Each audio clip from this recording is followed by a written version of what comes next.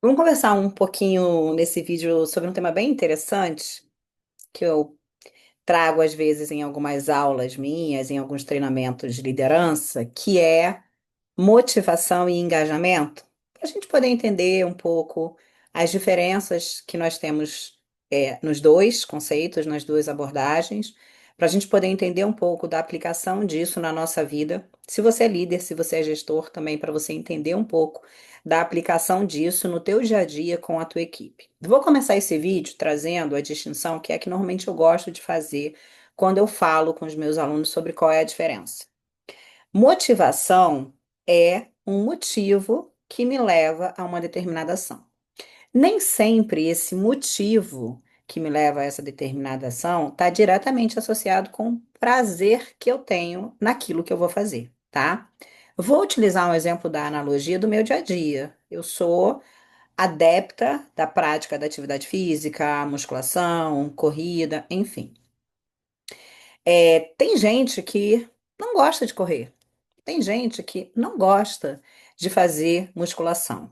Mas por que corre ou por que faz musculação? E aí tem um amigo meu, se ele estiver assistindo esse vídeo, ele vai saber que é dele que eu tô falando, que ele diz com relação à musculação. Eu não gosto de fazer musculação, mas eu faço porque na velhice eu quero ter autonomia e independência para continuar fazendo as minhas coisas. Aqui a gente já percebe uma diferença, né? O motivo pelo qual eu faço musculação, no caso especificamente dele, não é pelo prazer que ele sente quando ele está ali, né, fazendo força. É porque ele pensa no que ele vai ter no futuro como ganho disso. No dia a dia, isso também acontece com a gente. Nem sempre nós trabalhamos ou com o que mais gostamos, ou talvez na empresa que a gente mais ama nesse mundo. Mas existe um motivo por trás dessa ação de ir trabalhar todos os dias. E esse motivo, às vezes, é o que o trabalho te traz como consequência, né? No que ele te serve, a gente também poderia dizer assim, né? Eu trabalho para que eu possa viajar. Eu trabalho para que eu possa dar boas condições para minha família. Então, o motivo para a minha ação de trabalhar não tem a ver com o fato de, eu amo o meu trabalho, eu amo essa empresa.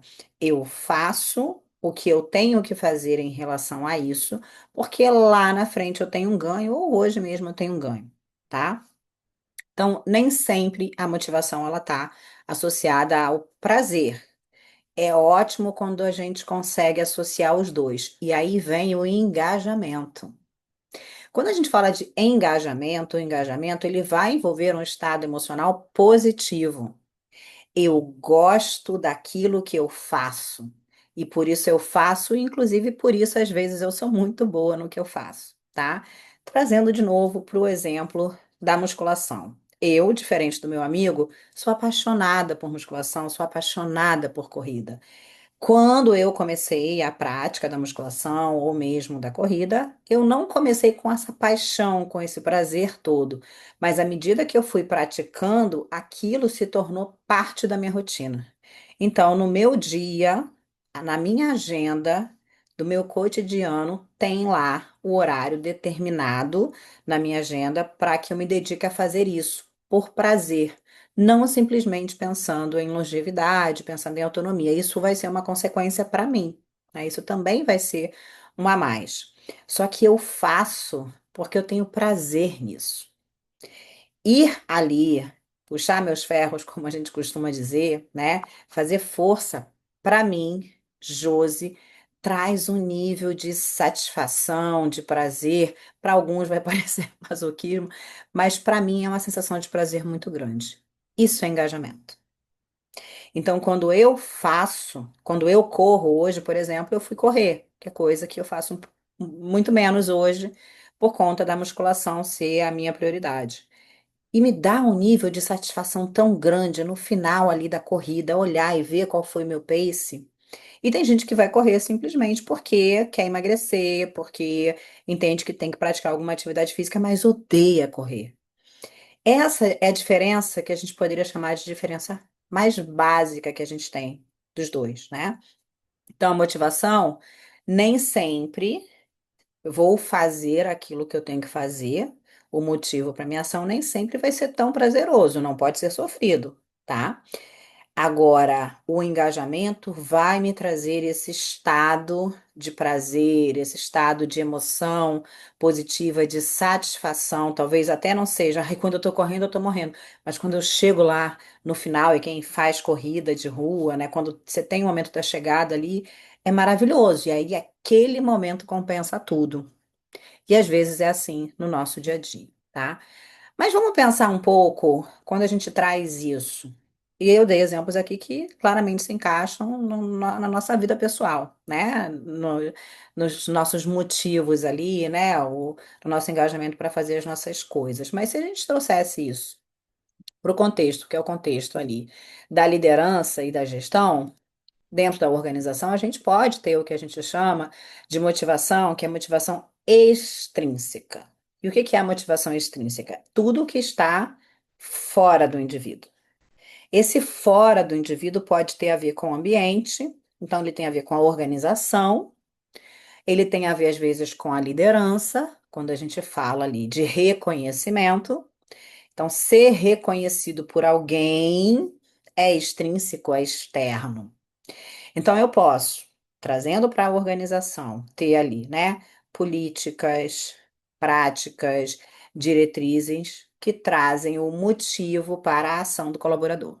Qual pode ser o motivo para a ação do colaborador? Remuneração, bonificação, premiação. Então, isso faz com que este colaborador tenha motivo para a ação, tenha motivo para entregar metas e resultados, porque se ele entregar as suas metas e os seus resultados, ele vai conseguir alcançar o bônus que ele deseja, a promoção que ele deseja, ele vai ter o reconhecimento do gestor. Então, eu posso, como gestor, eu posso, como organização, definir, né? E aí a gente poderia conectar com a teoria da motivação 3.0, com a tradicional pirâmide de Maslow, que traz também esse reconhecimento, tá?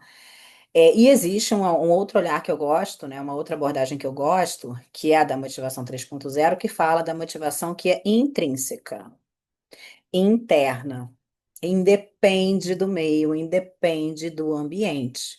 Eu sou a minha própria motivadora, automotivadora. No outro vídeo a gente pode, de repente, explorar um pouco mais o conceito de motivação 3.0, tá? Mas fica aí esse parênteses, né? Então, eu tenho a motivação que é extrínseca, que é do meio, e eu tenho a motivação que é intrínseca. Quando ela é intrínseca, quando ela é interna, ela tende a ser muito mais forte. E quando ela é extrínseca, a gente também precisa refletir, tanto enquanto gestor, enquanto organização, né? O quanto faz sentido que a gente trabalhe ou reforce a motivação extrínseca. E se chegar o momento que a gente tem algum problema, como a gente, né, teve, por exemplo, na pandemia, né? Que as organizações tiveram que rever ali suas estratégias, seu planejamento estratégico, e isso impactou, obviamente, nos seus resultados. E aí não dá, quando você tem um resultado ruim, ter promoções, bonificações, e aí você corta isso. Quando você corta, você tirou o motivo da ação dessas pessoas, a motivação delas. Então, também é uma reflexão boa para se fazer enquanto gestor e principalmente enquanto organização. E aí a gente conecta com um outro tema, né, que é o tema do engajamento. Então, quando a gente pensa ali enquanto gestor, enquanto organização, né, como que a gente faz para trazer o engajamento dos nossos colaboradores? Aí a gente pode trabalhar, por exemplo, uma cultura de propósito, de conexão com propósito. Primeiro, a organização tem que ter clareza, é claro, do seu propósito, né? Mas fazer com que o colaborador se conecte com isso, se conecte com o propósito, se conecte com a cultura da organização. Então, se você tem uma cultura, que é uma cultura também que possibilita ali um clima organizacional super positivo, favorável, que as pessoas gostam de estar, que elas tenham o sentimento de pertencer e não apenas, né, de ser contratado, mas de fazer parte. E o fazer parte tem a ver com essas pessoas poderem contribuir também. No outro vídeo a gente pode falar um pouco sobre isso, né, sobre colaboração também, mas a colaboração traz esse senso de pertencimento. A autonomia traz esse senso de pertencimento, então eu posso engajar as pessoas, não só definindo metas para elas alcançarem resultados, mas conectando elas com o sentido daquilo que a organização faz. Então, isso é a maneira de que a gente traga esse estado emocional positivo associado ali aos resultados e às metas que as pessoas da organização precisam entregar. E aí, a gente também pode pensar, né? Quando a gente pensa, seja no nosso contexto individual, no nosso dia a dia, quais são os motivos que nos levam para as ações do nosso cotidiano, sejam elas quais forem, né? Qual é o motivo que faz com que a gente faça uma atividade física? Qual é o motivo que faz com que a gente estude? Qual é o motivo que faz com que a gente se dedique ali a uma causa, né? Ou alguma coisa? Qual é o motivo por trás disso? E o quanto tem ali de um estado emocional positivo, né? Portanto, aí o engajamento. O quanto você faz por obrigação e o quanto você faz por prazer. E enquanto organização, enquanto gestor também, reflita sobre a tua cultura organizacional, o teu modelo de gestão, o teu modelo de liderança, ele conecta as pessoas mais com a motivação ou também conecta elas com o engajamento. Como fazer? A gente pode conversar num outro vídeo, quando a gente falar aí sobre propósito, sobre colaboração, comprometimento, enfim. Vou deixar vocês com essa reflexão desse vídeo hoje, para que vocês possam aí pensar qual é o motivo para a ação de vocês e quais são os estados emocionais positivos que vocês estão conseguindo conectar com isso. Até o nosso próximo vídeo.